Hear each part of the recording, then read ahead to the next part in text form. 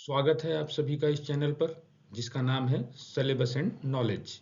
इस चैनल का उद्देश्य उन विद्यार्थियों की मदद करना है जो किसी कारणवश किसी कोचिंग या ट्यूशन में नहीं जा पाते हैं या फिर जिन्हें अच्छा कोचिंग सेंटर नहीं मिल पाता है।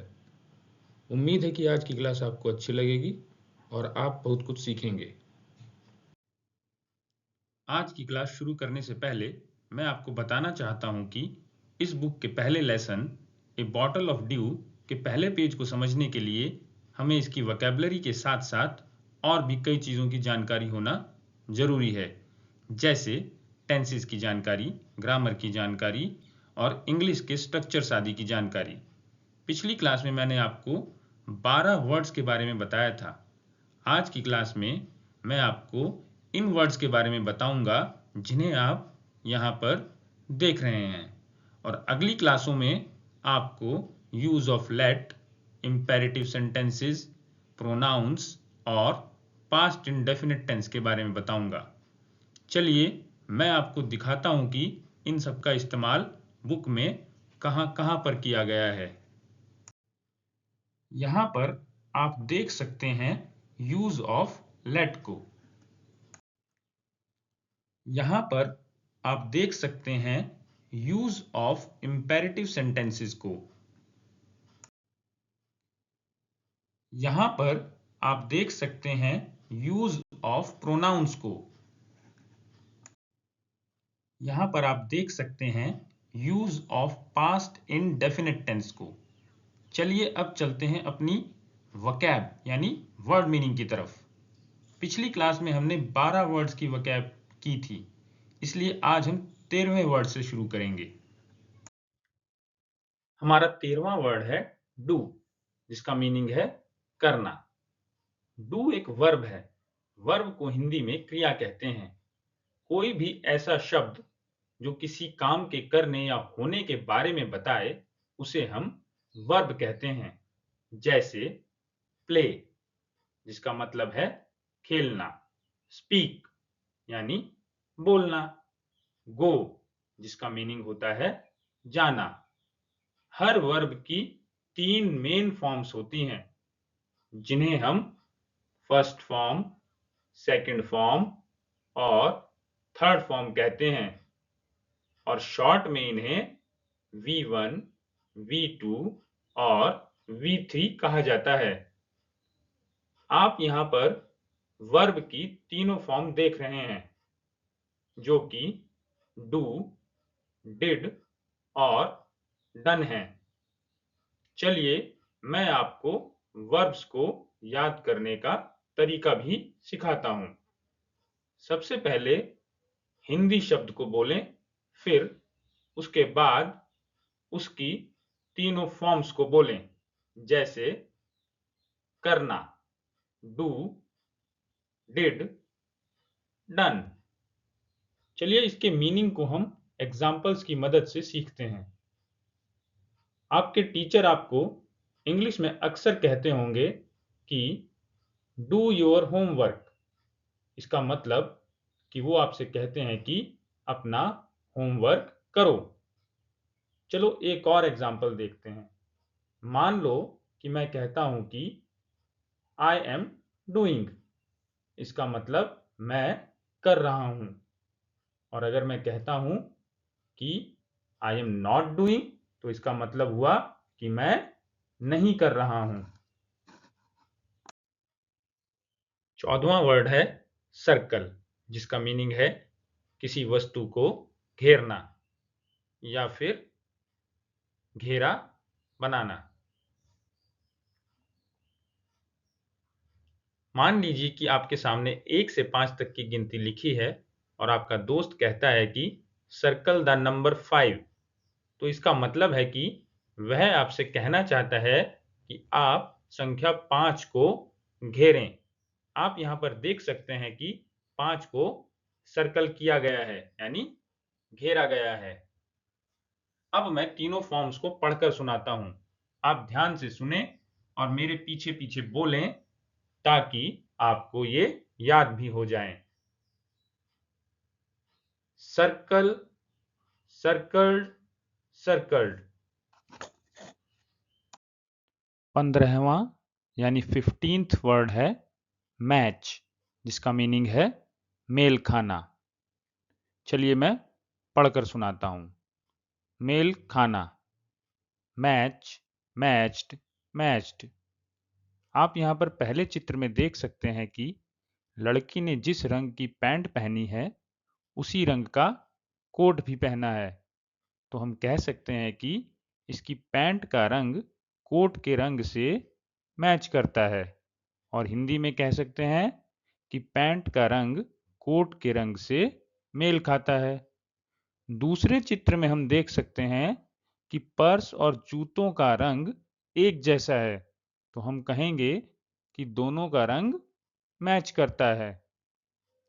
तीसरे चित्र में हम देख सकते हैं कि दोनों लड़कियों ने एक जैसे कपड़े पहने हैं।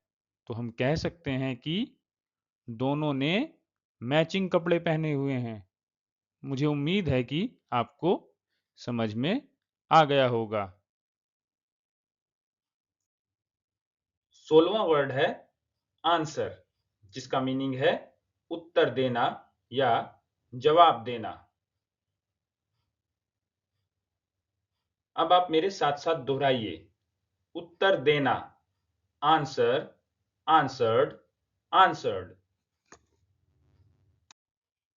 17वां वर्ड है रीड, जिसका मीनिंग है पढ़ना। यहां पर ध्यान देने वाली बात यह है कि रीड की तीनों फॉर्म्स की स्पेलिंग एक जैसी है, लेकिन इसकी सेकंड और थर्ड फॉर्म को रेड पढ़ा जाता है। तो इस वर्ब को हमेशा इस तरह बोलकर याद करें, पढ़ना, रीड, रेड, रेड। चलिए इसके मीनिंग को हम एग्जाम्पल्स की मदद से सीखते हैं। रीड दिस बुक, इस किताब को पढ़ो। आई एम रीडिंग, मैं पढ़ रहा हूं। अगर आपको क्लास अच्छी लग रही है, पढ़ाया हुआ समझ में आ रहा है और आप चाहते हैं कि आप इसी तरह से सीखते रहें, तो सबसे पहले लाइक का बटन दबाएं और फिर चैनल को सब्सक्राइब करने के बाद घंटी का बटन भी दबाएं, ताकि आने वाली सभी वीडियोस आपको समय पर मिलती रहें। 18वां वर्ड है चेक, जिसका मीनिंग है जांच करना। मैं आपको पढ़कर सुनाता हूं, आप ध्यान से सुनना ताकि आप बोलना सीख जाएं और आपको याद भी हो जाए। जांच करना, चेक, चेक्ड, चेक्ड। चलिए कुछ एग्जाम्पल्स देखते हैं। चेक माई नोटबुक, मेरी नोटबुक की जांच करो। मान लीजिए कि आपका मोबाइल फ़ोन खराब हो जाए, तो आप क्या करेंगे? उसे ठीक करवाने के लिए ले जाएंगे और आप जिसके पास भी उसे लेकर जाएंगे उससे क्या कहेंगे? कहेंगे कि इसे चेक करो, यानी जांच करो कि इसमें क्या खराब हुआ है। 19वां यानी 19th वर्ड है शेयर, जिसका मीनिंग है साझा करना। चलिए मैं आपको पढ़कर सुनाता हूं। साझा करना, शेयर, शेयर्ड, शेयर्ड। चलिए अब इसे एग्जाम्पल की हेल्प से समझते हैं। मान लीजिए कि किसी दिन आप स्कूल में हिंदी की किताब ले जाना भूल जाते हैं, लेकिन आपके दोस्त के पास वो किताब है और जब इसके बारे में आपके टीचर को पता चलता है तो वो तुम्हें और तुम्हारे दोस्त को कह सकते हैं कि दोनों एक किताब को शेयर कर लो, यानी साझा कर लो। मतलब एक ही किताब से पढ़ लो। शेयर को एक और तरीके से समझते हैं। मान लो कि आप लाल किला देखने गए और आपका दोस्त इंडिया गेट देखने गया, लेकिन जब बाद में आप अपने दोस्त से मिले तो आप दोनों ने एक दूसरे को वो सब बताया जो आपने देखा। तो हम कहेंगे कि आप दोनों ने अपनी बातें एक दूसरे से शेयर की। 20th यानी 20वां वर्ड है डिस्कस, जिसका मीनिंग है चर्चा करना। मैं आपको पढ़कर सुनाता हूं। Discuss, discussed, discussed. चलिए कुछ एग्जाम्पल्स देखते हैं। मान लो कि आपके बर्थडे के दिन आपकी मम्मी ऐसा स्वादिष्ट खाना बनाना चाहती है जो कि परिवार के सभी लोगों को पसंद आ जाए। पर यहाँ पर आपकी मम्मी के लिए एक समस्या है, वो ये कि हर खाना हर किसी को पसंद नहीं आता है।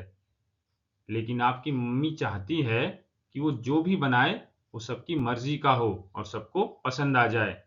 तो आपकी मम्मी सबको बुलाएंगी और कहेंगी कि भाई सब लोग आ जाओ, डिस्कस कर लेते हैं कि आज खाने में क्या बनेगा।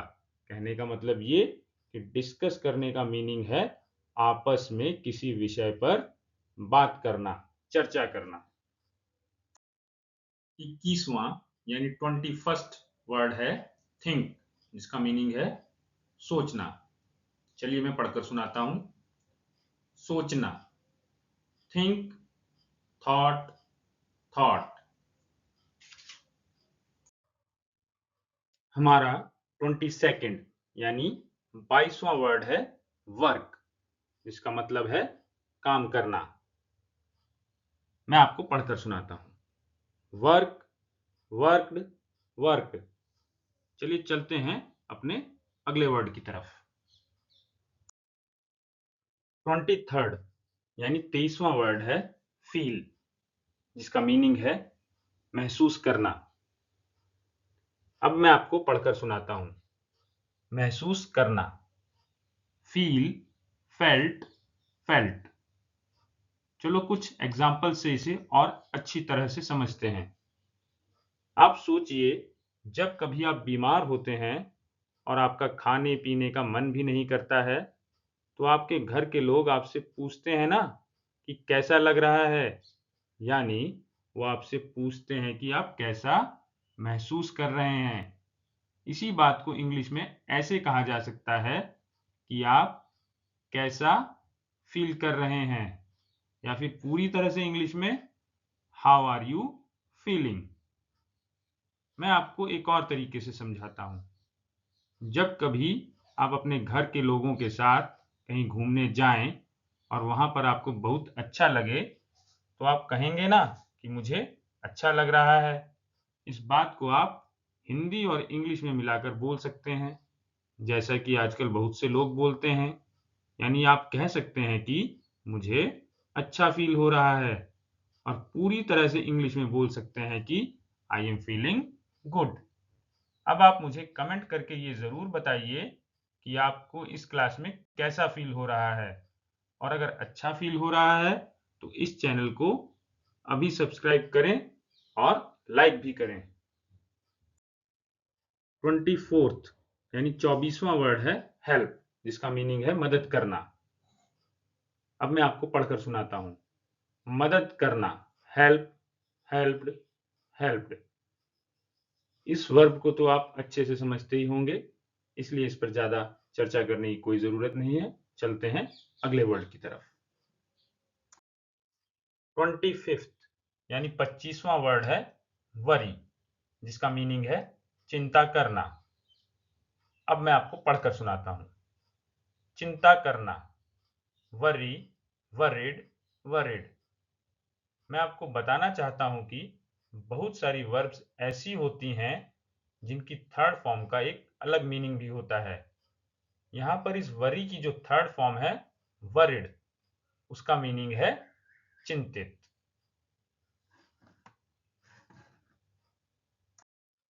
26वां यानी 26th वर्ड है सरप्राइज, जिसका मीनिंग है चौंकना या हैरान होना। चलिए मैं आपको पढ़कर सुनाता हूं। Surprise, surprised, surprised. हमें पता है कि जब किसी के सामने अचानक से कुछ ऐसा आ जाता है जिसकी उसे बिल्कुल भी उम्मीद ना हो, तो वो हैरान हो जाता है, यानी चौंक जाता है। इसी चौंकने के काम को इंग्लिश में सरप्राइज होना कहते हैं। मान लीजिए कि आपने कोई एग्जाम दिया हो और वो एग्जाम अच्छा ना गया हो, लेकिन जब रिजल्ट आए और आप उसमें फर्स्ट आ जाएं, तो आप चौंक जाएंगे, और आपके इस चौंकने के काम को ही इंग्लिश में सरप्राइज होना कहा जाएगा। और जो व्यक्ति हैरान दिखता है उसे सरप्राइज्ड कहते हैं। अभी थोड़ी देर पहले ही मैंने आपको बताया कि बहुत सी वर्ब्स की थर्ड फॉर्म का एक अलग मीनिंग भी होता है। सरप्राइज भी ऐसी ही एक वर्ब है जिसकी थर्ड फॉर्म सरप्राइज्ड का मीनिंग है हैरान या आश्चर्यचकित। अभी अभी मैंने आपको बताया कि अगर आप फर्स्ट आ जाएं तो आप सरप्राइज हो जाएंगे, लेकिन आप इस बात को कहेंगे कैसे? आपको कहना है कि मैं सरप्राइज्ड हूं। जी हाँ, मैं सरप्राइज्ड हूं ही बोलना है। अगर आपने बोला कि मैं सरप्राइज हूं तो यह सेंटेंस गलत हो जाएगा। और अगर आप पूरा वाक्य इंग्लिश में बोलना चाहें तो कह सकते हैं कि आई एम सरप्राइज्ड। आज की क्लास को यहीं ख़त्म करते हैं। अगली क्लास में आपको समझाएंगे प्रोनाउंस के बारे में, तो इंतज़ार कीजिए और किसी भी तरह का डाउट होने पर आप कमेंट करके पूछ सकते हैं। Tata bye bye. इस शुभकामना के साथ कि आप सीखते रहें और आगे बढ़ते रहें।